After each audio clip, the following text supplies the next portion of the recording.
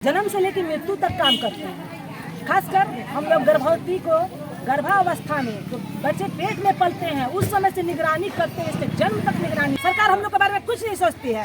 अभी कुछ 1 साल पहले हम लोग को तेजस्वी यादव हम लोग को आश्वासन दिए थे, सरकार बनी थी जी, उनकी जब सरकार बनी थी तो आश्वासन दिए थे ना हम लोग कर रही है। हम लोग को क्या देता है सरकार, हम लोग तो भीख दे रहा है। 2024 में चुनाव है, 2025 में चुनाव है, इस पर असर पड़ेगा क्या आप लोगों का? ये आरोप भी लग जाता है कि आंगनबाड़ी के जो साइकिल है राशन खा जाती है। ऊपर से आरोप लगता है, गांव भर का भी आरोप लगता है, जानता हुए आरोप लगाते हैं कि पोषाहार मिलता है, लोग खा जाती है। मैं मौजूद हूँ अभी डेयरी प्रखंड कार्यालय पर और यहाँ पर आंगनबाड़ी के सेविका सहायिका प्रदर्शन कर रही है। 5 सूत्री मांग है और पूरे बिहार में अपनी मांगों को लेकर ये प्रदर्शन कर रही है। और मैं बता दूं भूख हड़ताल पर थे और भूख हड़ताल के साथ साथ अपनी मांगों को भी ये बुलंद कर रही थी। आइए हम बात करेंगे कि क्या क्या इनकी मांगे हैं और क्यों ये अपने सरकार के खिलाफ प्रदर्शन कर रही है। और आप ये बताएं कि क्या क्या आपकी मांगे हैं और क्यों आप सरकार के विरुद्ध नारेबाजी कर रही हैं? सरकार से यही मेरा एक ही है विरोध है कि हमसे 4 घंटे के नाम पर काम पर 24 घंटा काम करवाती है। स्वास्थ्य विभाग से लेकर नगर पालिका के ब्लॉक से लेकर स्तर पर, लेकिन मांगे मेरे 5,000 है। और आज के महंगाई के युग में मेरे 5,000 में नहीं मेरा बच्चा पढ़ सकता है, नहीं सही ढंग से भोजन कर सकता है और नहीं उसका हम पालन पोषण सही कर सकते हैं। सरकार से यही रिक्वेस्ट है कि हमारी सहायिका है उसको 18,000 और सेविका के 25,000 मानदेय किया जाए और हमें सरकारी कर्मचारी के घोषित किया जाए। क्या नाम है आपका? कुमारी संध्या, जिला है। पता है जो बच्चे हैं जो 3 साल की उम्र के ऊपर के होते हैं, सारी जवाबदेही माँ से ज़्यादा जवाबदेही आंगनबाड़ी में होती है क्योंकि माँ तो भेज देती है। कितनी जिम्मेदारियों का आप लोग निर्वहन करते हैं और उसके बावजूद भी आप लोगों को मानदेय नहीं मिल पा रहा है, तो क्या कहेंगे मैडम आप? हम लोग जन्म से लेकर मृत्यु तक काम करते हैं। खासकर हम लोग गर्भवती को गर्भावस्था में जो बच्चे पेट में पलते हैं उस समय से निगरानी करते हैं, इसके जन्म तक निगरानी करते हैं। ये सरकार के जो उम्मीदवार लोग हैं जो बैठे हैं इसी में सुनना चाहिए। ये जो हमारी माता जी हैं, तो दीदी जी क्या कर रही है कि जो बच्चा गर्भ से होता है तभी ये आंगनबाड़ी की महिलाएं देखभाल करती है। हाँ बोलिए आप। और उसके बाद बच्चे जन्म हो जाते हैं फिर भी हम लोग निगरानी करते हैं। उसके बाद में धात्री माता को भी निगरानी करते हैं, उनका वजन लेते हैं, वेट निकालते हैं।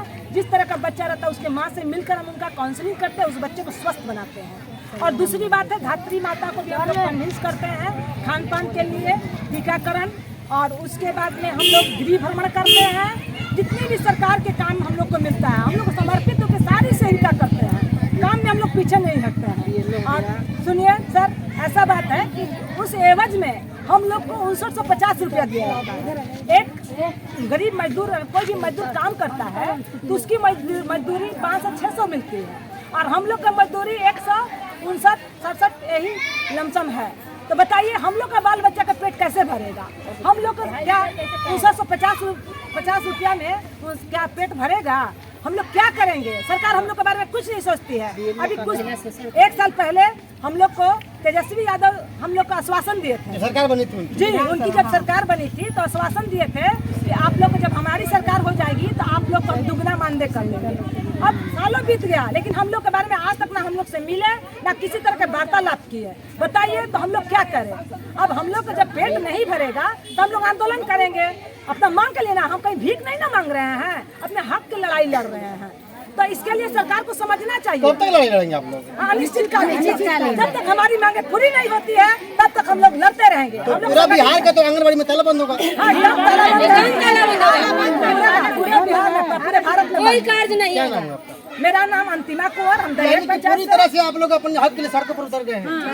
हम लोग एकदम अपने हक के लिए उतर गए हैं और हम लोग अपना हक लेकर ही लड़ेंगे। हम लोग घर घर से बच्चा बुलाते हैं, BLO का सरकार करवाती है, पोलियो हम ही लोग के देख रहे हैं। पोलियो यहाँ से भारत से पोलियो हम लोग भी कर रहे हैं। कोरोना में कोई नहीं बाहर निकल रहा था, जबकि सबके घर घर जाकर कोरोना का काम कर रही थी। सबको कोरोना का टीकाकरण कराई, सबको संदेश पहुँचाई कि आप इससे बच कर रहिए, उससे बच कर रहिए। यानी कि वर्तमान सरकार आपको सिर्फ छलावा दिया है वर्तमान सरकार।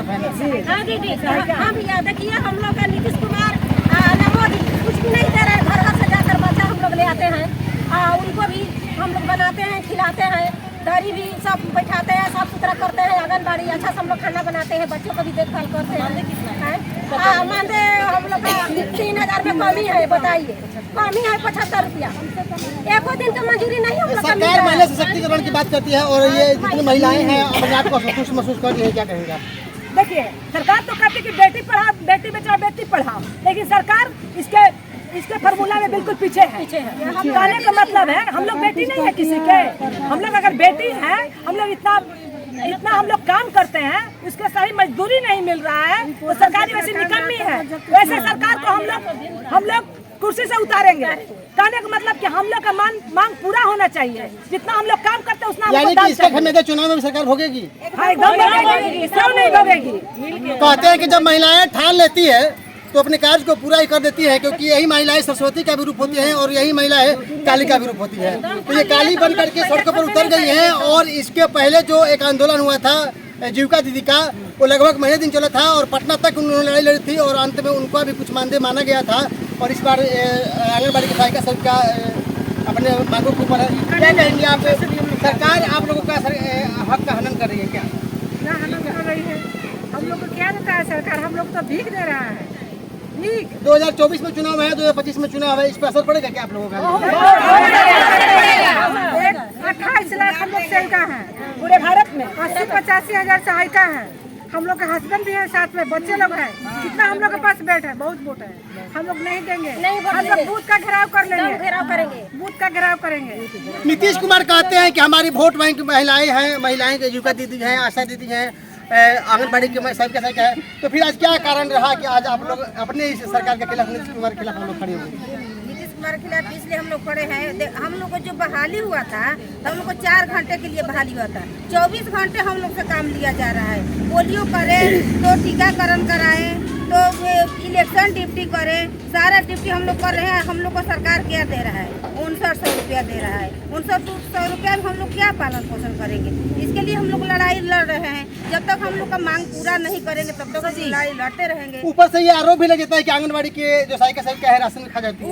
ऊपर से आरोप लगता है, गांव भर का भी आरोप लगता है, जानता हुए आरोप लगाते हैं कि पोषाहार मिलता है, लोग खा जाती है। महंगी के अनुसार हम लोग को 11,000 रुपया मिल रहा है पोषाहार। स्कूल में बच्चे आते हैं 40 बच्चा, पूरे स्कूल में 40 बच्चा, 35 बच्चे को खाना मिलता है। अब बताइए 40 आ जाते तो हम क्या करें? 5 बच्चे को भगा देंगे। 2000 यानी कि अगले साल 2024 में लोकसभा का चुनाव है 7 रुपए की और 2025 में विधानसभा का चुनाव है। अगर नीतीश कुमार बिहार के मुखिया अगर आपके मानदेय नहीं मानते हैं तो क्या मुख्यमंत्री के जो अगले साल चुनाव होगा लोकसभा का, उसका विरोध करेंगे? बिल्कुल करेंगे, बिल्कुल। जब तक हमारी मांगे नहीं पूरी होगी हम अपना ड्यूटी करेंगे, अपना हड़ताल पर डटे रहेंगे, अड़े रहेंगे। हम लोग को पोषाहार नहीं चाहिए, हम लोग को मानदेय नहीं चाहिए, हम लोग को वेतनमान चाहिए। हम लोग को वेतनमान घोषित करे, मानदेय को हटाए और वेतनमान लागू करे। यही हम लोग लड़ाई कब तक रहेगा, जारी रहेगा?